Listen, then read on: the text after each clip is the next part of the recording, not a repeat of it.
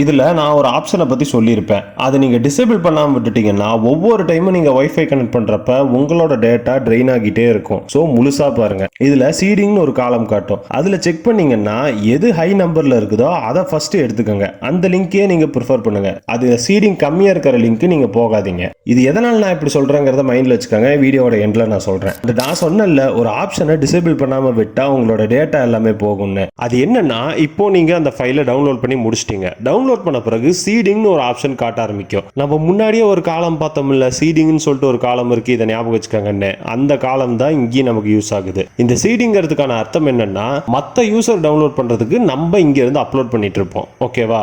இது உங்களுக்கு நெட் அதிகமா இருக்குது, உங்களுக்கு தேவைப்படாதுங்கிற மாதிரி இருந்துச்சுன்னா இந்த நீங்க எனேபிள் பண்ணி வச்சிடலாம். அப்படி இல்லை, நம்ம லிமிட்டடா தான் டேட்டா யூஸ் பண்ணிட்டு இருக்கோம்னா அந்த சீடிங்ல நீங்க ரைட் கிளிக் பண்ணிட்டு அதுலயே ஸ்டாப்னு சொல்லிட்டு ஒரு ஆப்ஷன் காமிக்கும். அதை கொடுத்தீங்கன்னா ஃபுல்லாவே டெர்மினேட் ஆகிரும். உங்களுக்கு ஃபினிஷ்டுங்கிற மெசேஜ் வந்துடும். ஸோ இதுதான் நான் எனேபிள் பண்ண சொல்லியிருந்தேன். சரி, அந்த சீடிங் அதிகமாக இருக்கிறத நான் பார்த்து டவுன்லோட் பண்ண சொன்னல. அது எதனால சொன்னா, இந்த மாதிரி நிறைய பேர் அப்லோட் பண்ணுவாங்க. ஸோ நம்ம டவுன்லோட் பண்ணுறதுக்கு கொஞ்சம் ஃபாஸ்ட்டாக இருக்கும். ஓகே, இந்த மாதிரி இன்ட்ரெஸ்டிங்கான வீடியோவில் மறுபடியும் சந்திப்போம். டாடா.